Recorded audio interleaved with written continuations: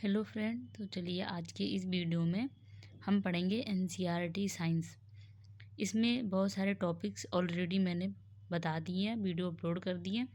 आज वाली वीडियो में हम जो टॉपिक पढ़ने वाले हैं वो है सूक्ष्म जीव, हानिकारक सूक्ष्म जीव, मानव कल्याण में सूक्ष्म जीव।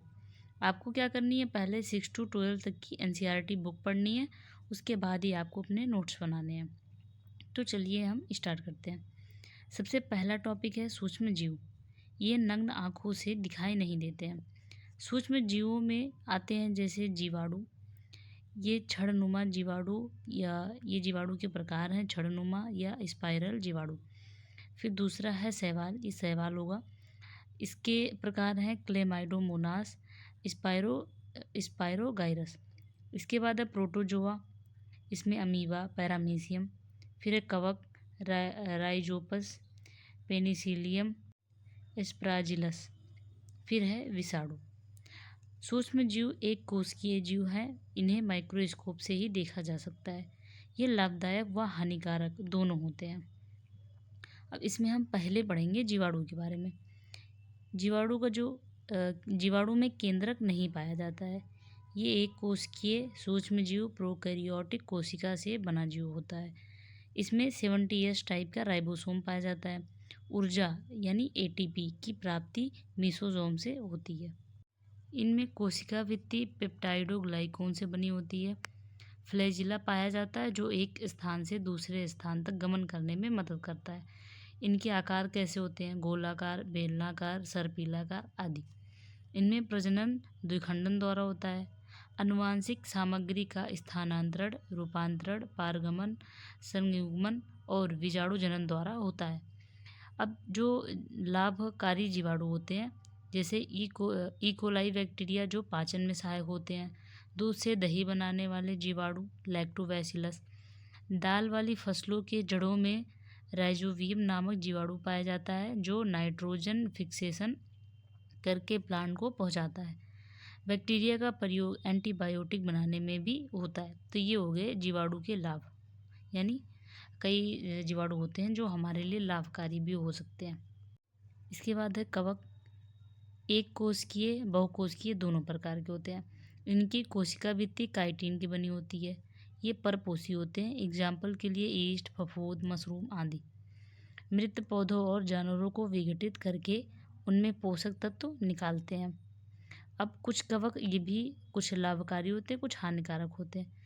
जो इनसे जो हानि होती है जैसे दांत, खाज, खुजली, गंजापन आदि। और पेनिसिलियम नोटेटम ये कवक होता है जिसे पेनिसिलिन यानी एंटीबायोटिक, पहली एंटीबायोटिक जो बनाई गई थी वो पेनिसिलिन बनाई गई थी। इसको बनाया था अलेक्जेंडर फ्लेमिंग ने। अब जो लाभकारी कवक हैं जैसे खमीर का प्रयोग बेकिंग उद्योग, बियर, वाइन उद्योग आदि में किया जाता है। इसके बाद वायरस क्या होता है, इन्हें नैनोमीटर से मापते हैं और इसका आकार 20 नैनोमीटर से 250 नैनोमीटर तक हो सकता है। ये जो वायरस होते हैं वो सजीव व निर्जीव के मध्य एक कड़ी होता है। गैर कोशिकीय सूक्ष्म जीव हैं जो प्रोटीन, न्यूक्लिक एसिड और लिपिड से बने होते हैं। इन्हें इलेक्ट्रॉन माइक्रोस्कोप से देख सकते हैं। यानी जो वायरस होते हैं उन्हें केवल इलेक्ट्रॉन माइक्रोस्कोप से ही देखा जा सकता है। ये वायरस का स्ट्रक्चर है। इसमें ये है एनवोलप प्रोटीन, एनवोलप, न्यूक्लियोकैप्सिन, वायरल जीनोम, वायरल टेगुमेंट। यह जीवित सेल्स में सक्रिय रहते हैं, प्रजनन करते हैं और इन्हें संक्रमित करते हैं, यानी जिस जीव के अंदर होते हैं उन्हें संक्रमित करते हैं। वायरस ये प्लांट वायरस और एनिमल वायरस दो प्रकार के हो सकते हैं। जीवाणु भोजी किसे कहते हैं, बैक्टीरियोफेज यानी बैक्टीरिया ईटिंग। जो कुछ वायरस होते हैं जो बैक्टीरिया को खाते हैं उन्हें जीवाणु भोजी या बैक्टीरियोफेज वायरस कहते हैं। ये गंगा नदी के जल में पाया जाता है और उसमें उत्पन्न होने वाले जीवाणु को खा जाता है। आप जानते होंगे कि जो गंगा नदी का पानी है वो कभी ख़राब नहीं होता। ये इसी वायरस की वजह से होता है, क्योंकि जो भी उस पानी में बैक्टीरिया जन्म लेते हैं ये वायरस उन्हें खा लेता है, जिसकी वजह से पानी कभी ख़राब नहीं होती। एक नोट पॉइंट है, रॉबर्ट कोच ने सन 1876 में बेसिलस एंथ्रेसिस नामक जीवाणु की खोज की जो एंथ्रेक्स रोग का कारक है। इसके बाद है हानिकारक सूक्ष्म जीव, यानी कौन कौन से सूक्ष्म जीव हैं जो हानिकारक होते हैं। तो नींबू कैंकर ये जीवाणु होता है जो जिसका वाहक होता है वायु। गेहूं की रस्ट कवक के द्वारा होती है, इसका वाहक होता है वायु या बीज। भिंडी की पीत विषाणु द्वारा होता है और कीट इसका वाहक है। भोजन, फलों और सब्जियों को हानिकारक सूक्ष्मजीव संक्रमित करते हैं। हानिकारक सूक्ष्मजीवों को रोगजनक कहा जाता है। भोजन को विषाक्त बनाने, जल को प्रदूषित करने, पर्यावरण को प्रदूषित करने के लिए जिम्मेदार होते हैं। घरेलू उत्पादों में सूक्ष्मजीव, पहला है दूध से दही बनाना। जब दूध से दही बनाया जाता है वो किसके द्वारा बनता है? लैक्टोबैसिलस बैक्टीरिया द्वारा। ये क्या करता है? विटामिन B12 की मात्रा बढ़ा देता है, आंत में पाए जाते हैं और अन्य रोगाणुओं की वृद्धि को रोकते हैं। और जो इस बैक्टीरिया का जो कुछ सूक्ष्म जीव हैं, जलेबी बनाने में भी इनका प्रयोग किया जाता है और इडली और डोसा बनाने में बैक्टीरिया द्वारा कार्बन डाइऑक्साइड का उत्पादन से आटा खमीरीकृत हो जाता है। फिर इसके बाद नेक्स्ट पॉइंट है सैक्रोमाइसिस सेरेबेसिया। ये क्या करते हैं? ब्रेड उत्पादन करते हैं, पनीर उत्पादन में भी प्रयोग होते हैं। जैसे कुछ सूक्ष्म जीव हैं जो हमारे घरेलू उत्पादन में कैसे उपयोगी हैं, तो दूध से दही बनाने में, जलेबी बनाने में, इडली डोसा बनाने में, ब्रेड बनाने में, पनीर बनाने में आदि बहुत सारी चीज़ों में इनका उपयोग होता है। एक पॉइंट है, लुई पाश्चर ने किण्वन की खोज 1857 में की थी। औद्योगिक उत्पादों में सूक्ष्म जीव, ये नेक्स्ट हेडिंग है हमारा।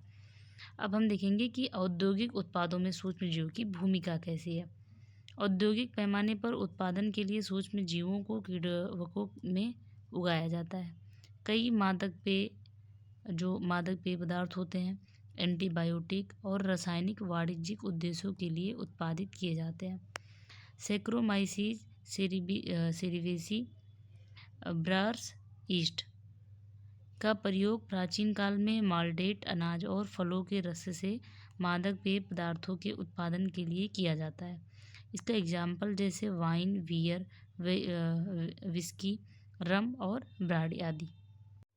एंटीबायोटिक और टीके में सूक्ष्म जीवों का उपयोग क्या है? वैसीटेरिसिन एंटीबायोटिक बैसिलस सुब्रिलिस जीवाणु द्वारा बनाया जाता है। ये सिफिलिस, लिम्फोनेमा नामक रोग में प्रयोग किया जाता है।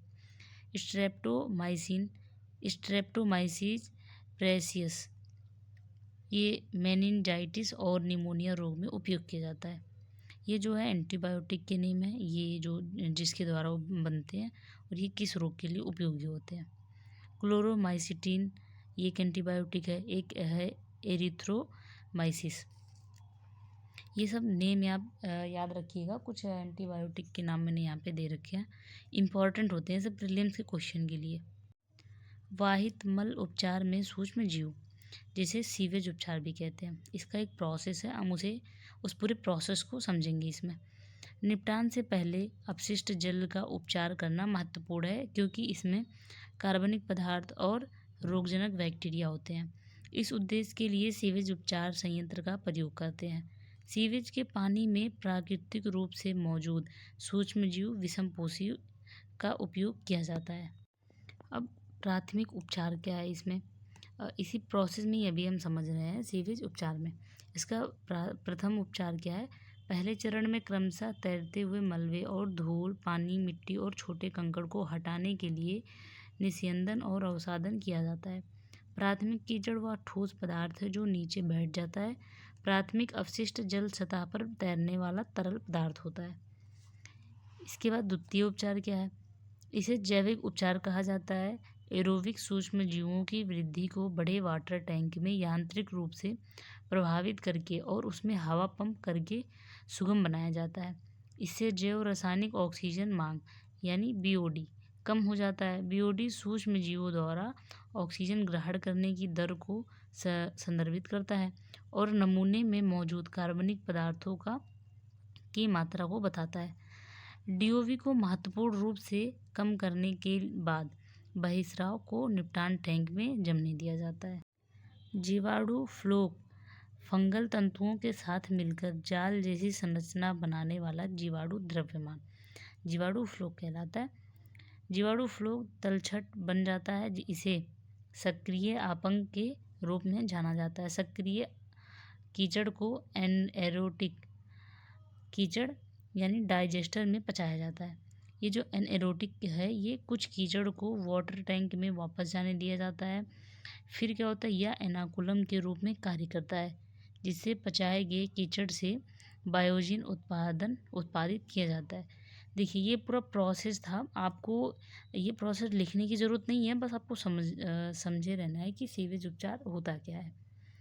यहाँ पे एक पॉइंट है, द्वितीयक अपशिष्ट को नदियों व नालों में छोड़ा जाता है।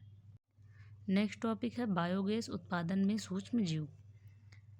अब हम यहाँ पे समझेंगे जैसे मिथेनोजेंस, जैसे कि मिथेनोबैक्टीरिया एनएरोबिक कीचड़ में मौजूद होते हैं और सीवेज ट्रीटमेंट में बायोगैस बनाते हैं, अर्थात मुख्य रूप से मीथेन और अन्य गैस का मिश्रण है। ये बैक्टीरिया मवेशियों के रूमेन में भी मौजूद रहते हैं। बैक्टीरिया यानी मिथेनोजेंस, यही बैक्टीरिया है, मौजूद रहते हैं और सेलुलोज के पाचन में मदद करते हैं। गोबर गैस मवेशियों के गोबर से बनाई जाती है। इसके बाद नेक्स्ट टॉपिक है जैव नियंत्रण कारक और जैव उर्वरक के रूप में सूक्ष्म जीव। रासायनिक कीटनाशक हानिकारक और उपयोगी दोनों तरह के सूक्ष्म जीवों को मार देते हैं। प्राकृतिक शिकार और परस्पर क्रियाशील जालों को समझकर जैव नियंत्रण की एक उपयुक्त विधि विकसित की जा सकती है। नेक्स्ट पॉइंट है ड्रैगन फ्लाई और लेडीबग मच्छरों और एफिड्स को नियंत्रित करने में मदद करते हैं। बैसिलस थ्रियोजेनेसिस का उपयोग कैटरपिलर और कीट लार्वा को नियंत्रित करता है। अब इस जो बैसिलस थ्रियोजेनेसिस है, इससे कुछ पौधों को आनुवांशिक रूप से संशोधित भी किया जाता है। एग्जाम्पल के लिए बीटी ब्रिंजल, बीटी कॉटन। जो बीटी ब्रिंजल और बीटी कॉटन है, ये क्राइजीन है, कीट प्रतिरोधी गुण प्रदान करता है। इसके बाद नेक्स्ट है ट्राइकोडर्मा। एक कवक का उपयोग विभिन्न पौधों के रोगजनकों के जैव नियंत्रण में किया जाता है। जो ट्राइकोडर्मा है, ये जड़ों में पाया जाता है। इसके बाद नेक्स्ट टॉपिक है जैव उर्वरक। रासायनिक उर्वरकों का अत्यधिक उपयोग प्रदूषण और हानिकारक प्रभाव से जुड़ा हुआ है। जैव उर्वरक के रूप में सूक्ष्म जीवों का उपयोग अधिक किया जाता है। कवक, बैक्टीरिया और साइनोबैक्टीरिया जैव उर्वरक के उदाहरण हैं। जैसे राइजोबियम फलीदार पौधों की जड़ों में पाया जाता है। यह वायुमंडलीय नाइट्रोजन को स्थिर करता है। राइजोबियम से मृदा में नाइट्रोजन की मात्रा बढ़ती है। इसके बाद है एजेटोबैक्टर और एजोस्पाइरिलम। ये मृदा में मौजूद मुक्त नाइट्रोजन फिक्सिंग बैक्टीरिया हैं। माइकोराइजा में फफूंद का जुड़ाव मिट्टी की पोषक सामग्री को भी समृद्ध करता है। नॉस्टॉक, एनावेना, ऑसिटोलेरिया आदि ये सब जैव उर्वरक हैं। तो ये टॉपिक ख़त्म हो गया पूरा। मैं आपको स्टार्टिंग से नोट दिखा दे रही हूँ। आपको क्या करना है, पहले 6 to 12 तक का जो बायोलॉजी वाला बुक है उसे ज़रूर पढ़ना है। उसके बाद वीडियो को पॉज करके अपने नोट्स बनाने हैं। अगर आपको नोट्स अच्छे लगते हैं तो आप वीडियो को लाइक करें, शेयर करें। अगर कोई भी कन्फ्यूजन या प्रॉब्लम होती है नोट्स से रिलेटेड तो आप कमेंट करके पूछ सकते हैं।